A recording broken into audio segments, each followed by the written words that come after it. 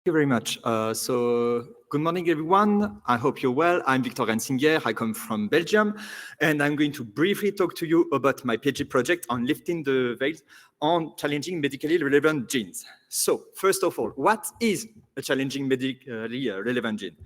Then first, a challenging gene is a gene that happens to be in the segmental duplication, and there is a high similarity to other DNA sequence within the same genome.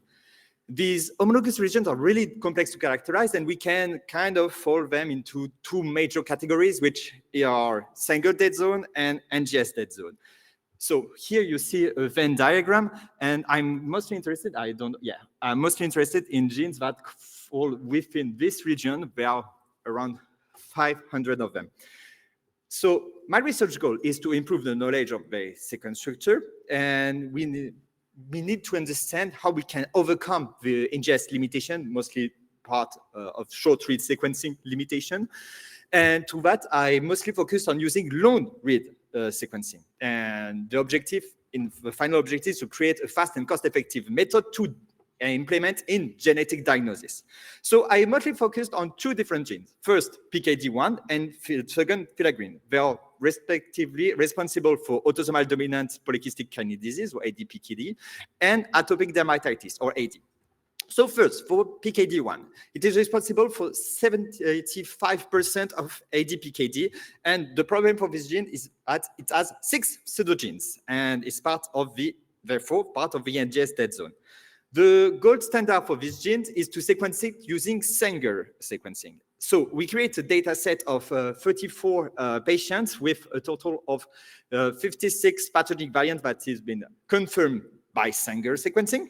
And we sequence them both in Illumina, short reads using whole exome sequencing, and with Nanopore using amplicon sequencing.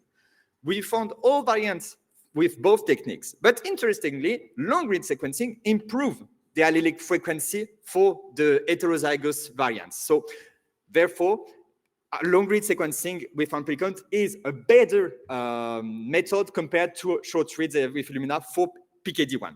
Now, for the main dishes, the filaggrin gene, it is a gene composed of a variable double tandem repeat, which spawns a large region of more than 12 kb. Right? It is really important because the role of filaggrin is to maintain the skin barrier, to protect against UV, and to help having natural moisturizing factor. So there's also 3 known alleles to this gene, and to see if I can correctly characterize it, I download public data, and after quality control, I was able to find 1,011 samples. And what I found is that I found new alleles, 5 new alleles of this gene. And most importantly, looking at the known alleles, I found that in total, 8 different alleles totally undiscovered before were just waiting for us. And when you look at the frequency of this data, well, look at that. They mostly come from African descent population. And it was right under our nose. So 2 things. We see that these different alleles come from a misalignment during homologous recombination due to the similarity of the repeats.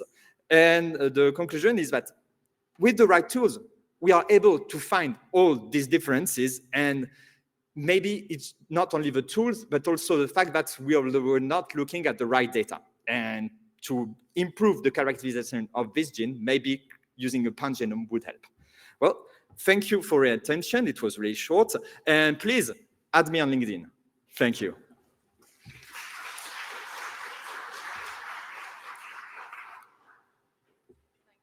Great talk. We're going to have to move on to the next session, but please ask